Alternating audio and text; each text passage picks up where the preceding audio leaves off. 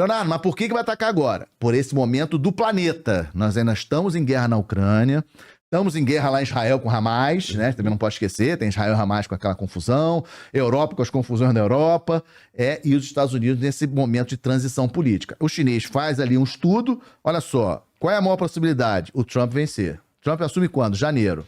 Então, ou ele ataca agora, nesses próximos meses, antes das eleições de novembro, ou ele deixa para atacar realmente mais para frente, quando a capacidade militar chinesa, essa é uma outra possibilidade, quando a capacidade militar chinesa for realmente tão maior que ele possa fazer esse ataque com mais tranquilidade. A questão é, Estados Unidos não está parado, Taiwan não está parada. Ou seja, os Estados Unidos estão desenvolvendo tecnologias, drones, como eu falei, a grande novidade da guerra da Ucrânia, drones, tanto aéreos como navais. Os navais é a grande novidade, mas os aéreos também se desenvolveram. E aí tem inteligência artificial. E você ter esses drones, independentes, né? Ou seja, sem você precisar guiá-los, digamos assim. Né? Você lança um bicho desse, esse cara vai e faz o que tem que fazer. Ataca, atira, explode, drone kamikaze, você tem vários tipos de drone.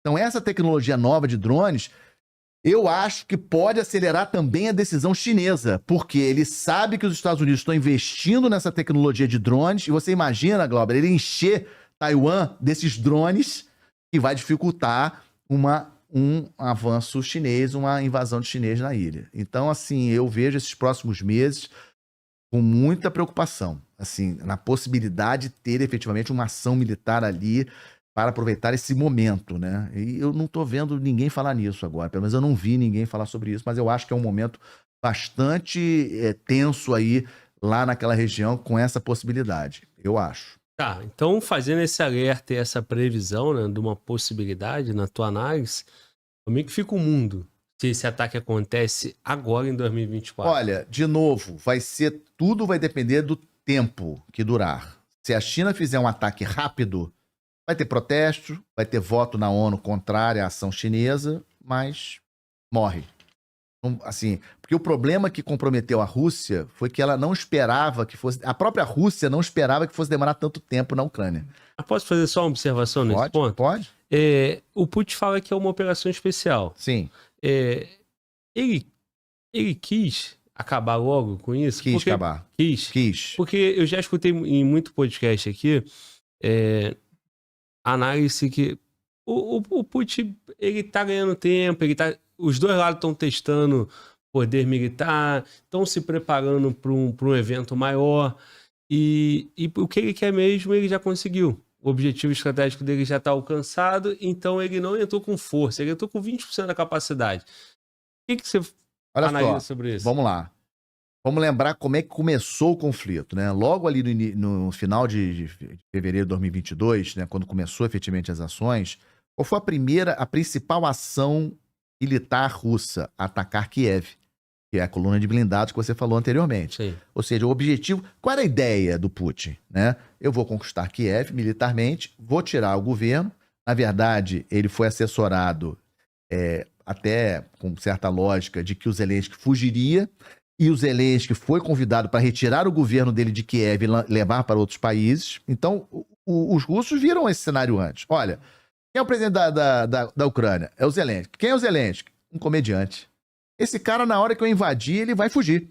Eles iam chegar em... Vamos supor, o cenário que eles estavam construindo. Porra, eu vou atacar Kiev, o Zelensky vai fugir, eu vou colocar um presidente pró-Rússia, e esse cara... Eu não preciso invadir nada, porque o problema do Putin não era invadir o território da Ucrânia, é garantir que a Ucrânia não passasse para a OTAN. Se você bota um presidente pró-Rússia, você não precisa invadir a Ucrânia. Você não precisa matar o ucraniano. Tanto é que a gente viu toda uma preocupação da Rússia de não fazer grandes ataques nos centros urbanos. A gente não viu um número de mortos de civis ucranianos grande, né? O número de civis ucranianos mortos foi muito pequeno, comparado com outras guerras. A gente não viu ataques russos. Por quê? Porque o russo não quer perder o corações e mentes do ucraniano. Ele não quer deixar a população ucraniana... Não queria, né? Agora, 2 anos e meio, óbvio que o ucraniano detesta o russo, né? Aquele que ainda tinha dúvida, detesta o russo. Mas a ideia inicial da Rússia era isso. Era tomar Kiev, colocar um presidente pró-Rússia em Kiev, na Ucrânia, e ficava por isso mesmo. A Rússia não tem interesse nisso. Né? Porque, de novo, a Rússia era o maior fornecedor de petróleo e gás para a Europa. Então, a Rússia imaginou um conflito rápido. Então, essa era a ideia da Rússia em relação à Ucrânia. Como isso não aconteceu, ele teve que mudar a estratégia dele. Então ele teve que atacar... Não, mas lembra só, ele teve que utilizar os mercenários do Grupo Wagner. Para você usar uns mercenários num conflito dele, o Grupo Wagner, ele ia buscar soldados do Grupo Wagner nas prisões russas. Eles ofereciam um contrato para os presos russos mais violentos, de que se o cara sobrevivesse 1 ano no campo de batalha, ele tinha perdoado a pena dele. O cara estava preso. Olha só, você acha que um país top de exército, preparado militarmente, ele precisava fazer isso? Então, são pequenos elementos que a gente não pode esquecer que ano passado teve a revolta do Grupo Wagner.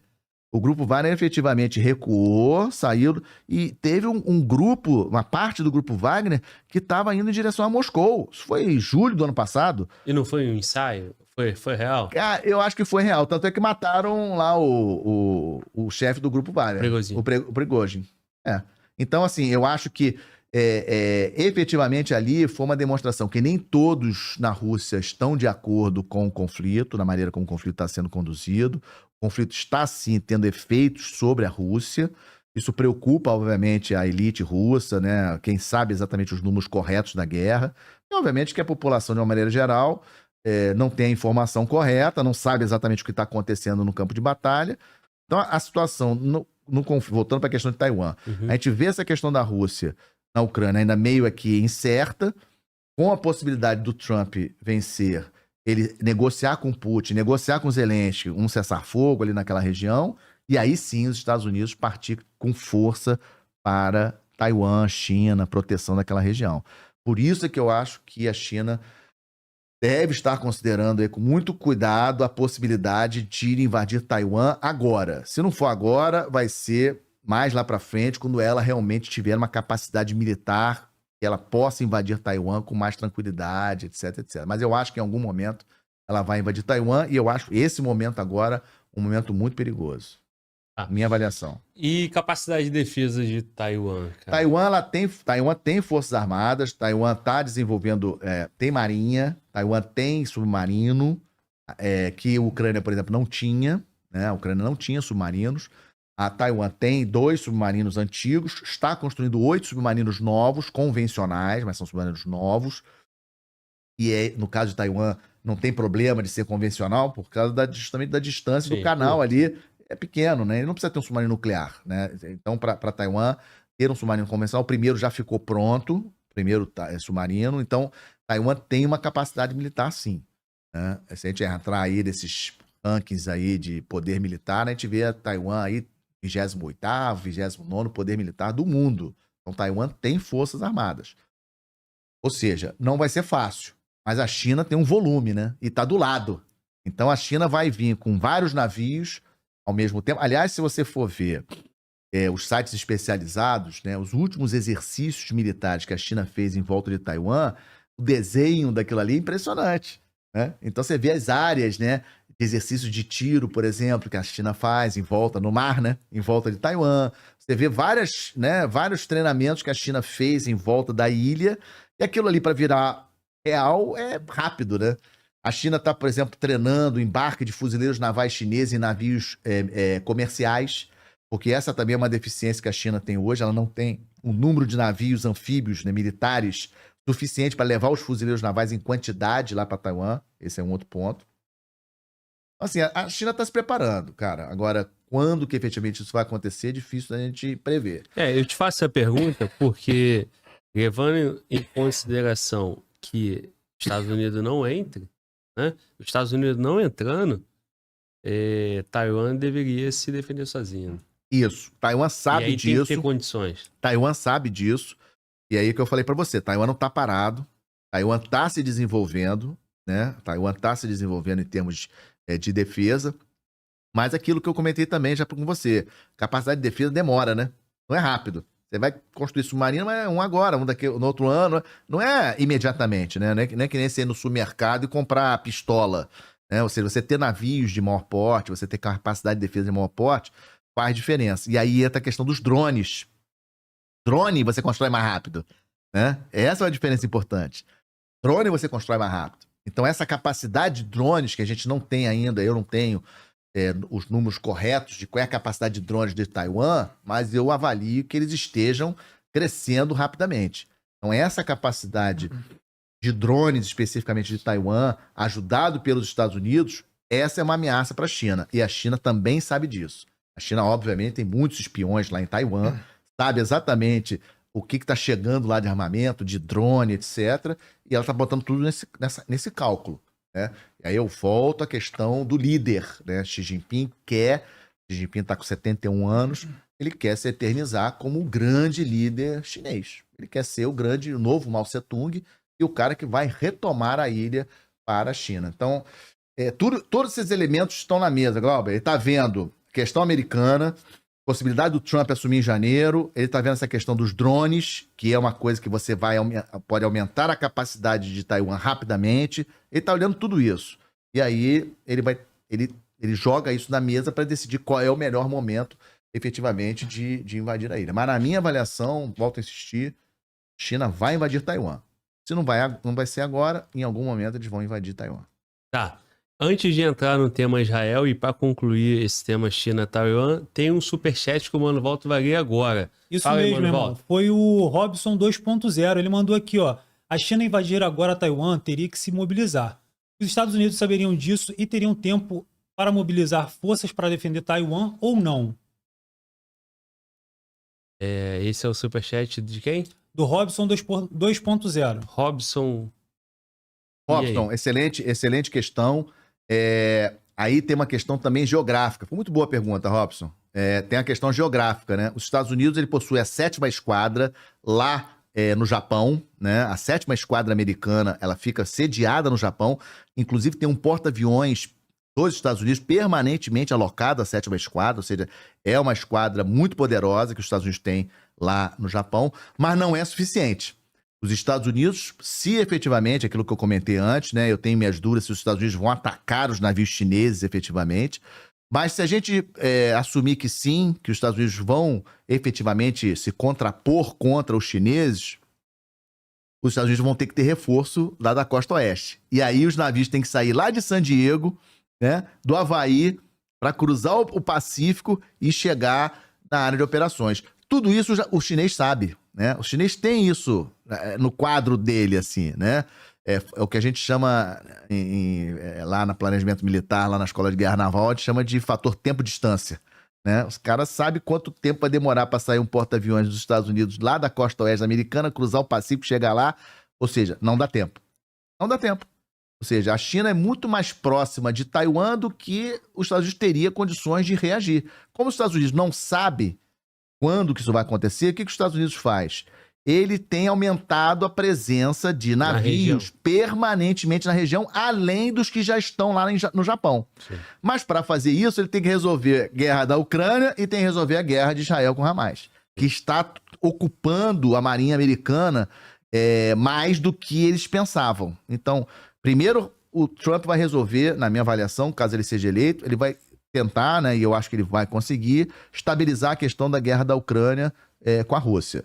E depois ele vai ver essa questão de Hamas com Israel para poder levar meios dos Estados Unidos, navios dos Estados Unidos, para reforçar a sua posição lá no Mar do Sul da China e lá no litoral, na costa ali do Pacífico, perto de Taiwan.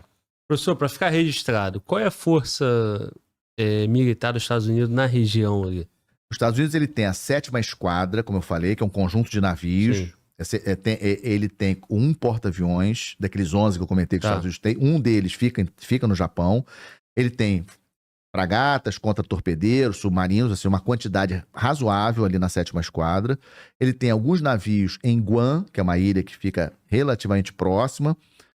E o resto é Havaí, ali naquela região. Havaí, que já é mais longe, e San Diego, na Califórnia, que é mais longe. Esse aí. Insuficiente. Não é dissuasório a ponto da China. Então, o que os Estados Unidos têm feito? Eles têm mantido um outro grupo de batalha de porta-aviões na área, fazendo exercícios na região. Vai ali em Singapura, vai ali nas Filipinas, navegando ali naquela região.